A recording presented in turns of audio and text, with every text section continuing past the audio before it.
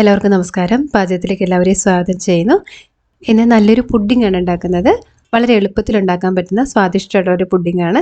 ഈ pudding set ചെയ്യാനായിട്ട് നമുക്ക് കോൺഫ്ലവറോ ജെലാറ്റിനോ ചൈന ഗ്രാസോ ഒന്നും ആവശ്യമില്ല. വളരെ എളുപ്പത്തിൽ ഉണ്ടാക്കാൻ പറ്റുന്നത് എങ്ങനെയാണ് ഉണ്ടാക്കുന്നത് നമുക്ക് നോക്കാം. ആദ്യം തന്നെ ഇതിലേക്ക് ആവശ്യമായിട്ടുള്ള ക്യാരമൽ തയ്യാറാക്കി എടുക്കാം. നല്ല ചൂടുകൊണ്ടുള്ള ഒരു സോസ് പാനിലേക്ക് 50 ഗ്രാം പഞ്ചസാര ഇട്ട് കൊടുക്കാം. അതായത് 3 ടേബിൾ സ്പൂൺ പ്ലസ് 1 ടീസ്പൂൺ ആ ഒരളവിലാണ് പഞ്ചസാര എടുക്കേണ്ടത്. ഇതിലേക്ക് 2 ടേബിൾ സ്പൂൺ വെള്ളം ഒഴിച്ചു കൊടുക്കാം. അതായത് 30 മില്ലി വെള്ളമാണ് ചേർത്തിട്ടുള്ളത്. ഇനി ഇതൊരു മീഡിയം ഹൈ ഫ്ലെയിമിൽ ഉരുക്കി ക്യാരമലാക്കി എടുക്കാം. ഇടയ്ക്കിടയ്ക്ക് പാത്രം ഒന്ന് ചുറ്റിച്ചു കൊടുക്കണം.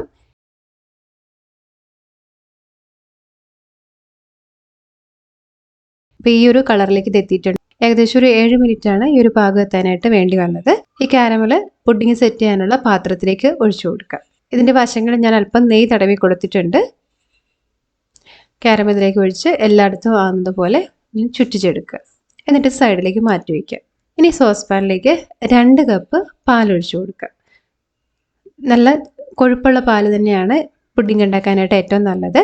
ഇതിലേക്ക് 50 ഗ്രാം പഞ്ചസാര ഇട്ട് കൊടുക്കാം. അതായത് 3 ടേബിൾ സ്പൂൺ പ്ലസ് 1 ടീസ്പൂൺ ആ അളവിൽ പഞ്ചസാര ഇട്ട് കൊടുക്കുക. എന്നിട്ട് ഇത് നന്നായിട്ടൊന്ന് തിളപ്പിച്ചെടുക്കാം. തിളപ്പിച്ച് ഇതൊന്ന് ചെറുതായിട്ട് വറ്റിച്ചെടുക്കണം. നമ്മളെടുത്ത പാലിൻ്റെ ഏകദേശം 25% വറ്റിച്ചെടുക്കണം. അതായത് ഇപ്പോൾ നമ്മൾ 2 കപ്പ് പാലാണ് എടുത്തിട്ടുള്ളത്. അത് 1.5 കപ്പ് ആകുന്നത് വരെ നമ്മളിത് ചൂടാക്കി എടുക്കുക. ഇടയ്ക്കിടയ്ക്കൊന്ന് ഇളക്കി കൊടുത്ത് ഇതൊന്ന് വറ്റിച്ചെടുക്കുക. ഇപ്പോൾ ഇവിടെ പാല് വറ്റി വന്നിട്ടുണ്ട്.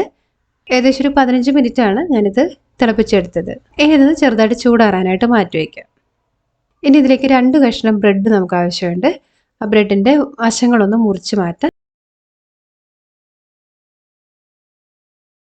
എന്നിട്ട് ചെറുതായിട്ടൊന്ന് നുറുക്കിയിട്ട് ആ പാലിലേക്ക് ഇട്ട് കൊടുക്കാം. ഒരു 5 മിനിറ്റ് ഇത് പാലിൽ നിന്ന് കിടന്നോട്ടെ, ഒന്ന് കുതിർന്ന് വരാനായിട്ട്. അതിനുശേഷം ഈ ചൂടാറിയിട്ടുള്ള പാലും ഈ ബ്രെഡും കൂടിയിട്ടുള്ള മിക്സിയുടെ ജാറിലേക്ക് ഒഴിച്ചു കൊടുക്കുക. ഇതിലേക്ക് ടേസ്റ്റിനൊക്കെ ബാലൻസ് ചെയ്യാനായിട്ട് 1 നുള്ളി ഉപ്പ് ചേർക്കാം. നല്ലൊരു ഫ്ലേവറിനായിട്ട് 1 ടീസ്പൂൺ വാനില എസൻസ് കൂടി ഒഴിച്ചു കൊടുക്കുക. എന്നിട്ട് നന്നായിട്ട് അടിച്ചെടുക്കുക. ഈ ബ്രെഡ് നല്ലപോലെ അരഞ്ഞു കിട്ടണം. ഇനി ഇതിലേക്ക് നമുക്ക് 2 മുട്ട ആവശ്യമുണ്ട്.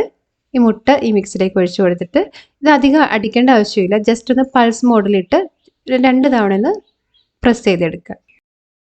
ഇനി ഇത് ആദ്യം തയ്യാറാക്കിയ ക്യാരമലിൻ്റെ മുകളിലേക്ക് ഒന്ന് അരിച്ച് ഒഴിച്ചു കൊടുക്കുക.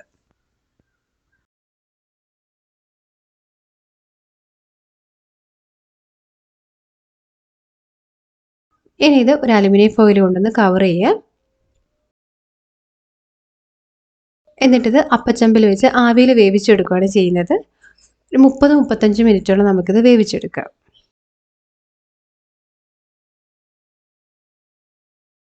സമയമായി കഴിഞ്ഞാൽ നമുക്കിത് പുറത്തേക്ക് എടുക്കാം. എന്നിട്ട് ഇത് ചൂട് നന്നായിട്ട് ആറിക്കഴിയുമ്പോൾ 1 മണിക്കൂറോളം ഒന്ന് ഫ്രിഡ്ജിൽ വെച്ച് തണുപ്പിച്ചെടുക്കണം.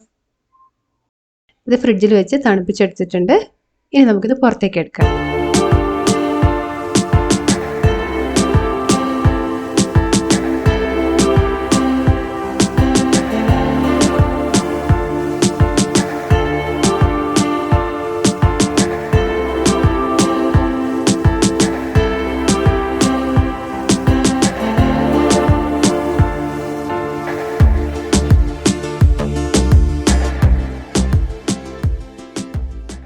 നല്ല സോഫ്റ്റ് ആയിട്ടുള്ള നല്ല ടേസ്റ്റ് ആയിട്ടുള്ള നമ്മുടെ പുഡിംഗ് ഇവിടെ തയ്യാറായി കഴിഞ്ഞു.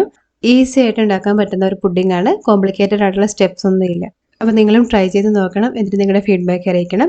ഈ വീഡിയോ ഇഷ്ടപ്പെട്ടാൽ ലൈക്ക് ചെയ്യാൻ മറക്കല്ലേ. അതുപോലെ ഇത് മറ്റാർക്കെങ്കിലും യൂസ്ഫുൾ ആവുമെങ്കിൽ അവർക്കായിട്ടൊന്ന് ഷെയർ ചെയ്ത് കൊടുക്കാനും മറക്കരുത്. ഈ ചാനൽ ആദ്യമായിട്ട് നിങ്ങൾ കാണുന്നതെങ്കിൽ സബ്സ്ക്രൈബ് ചെയ്യാനും പുതിയ വീഡിയോസിൻ്റെ നോട്ടിഫിക്കേഷനായിട്ട് അരികിലുള്ള ബെൽ ബട്ടൺ പ്രസ് ചെയ്യാനും മറക്കല്ലേ. നമുക്ക് വീണ്ടും നല്ലൊരു റെസിപ്പിയിലൂടെ കാണാം. അതുവരെ നന്ദി, നമസ്കാരം.